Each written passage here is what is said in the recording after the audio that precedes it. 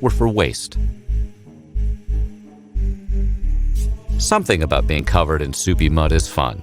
People pay good money to get slathered in organic mud at fancy day spas in the name of healthier skin. But during World War I, prolonged exposure to flooded, muddy trenches could cause trench foot.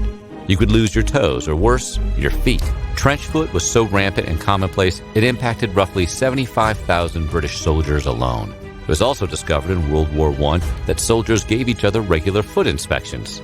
The men would be paired up in twos, and each partner made responsible for the feet of the other, and they would generally apply whale oil in an effort to prevent trench foot. It could happen under all cold, wet conditions. As a matter of fact, some concert goers were reported to have developed trench foot at the Glastonbury festivals, the Leeds festivals, and Download festivals as a result of the consistent cold, wet, and muddy conditions at those events.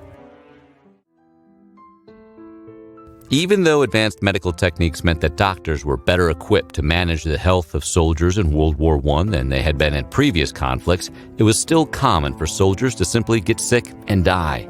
The cold, damp, and unsanitary conditions in the trenches did nothing to fortify soldiers, and the unforgiving elements made them prone to illness.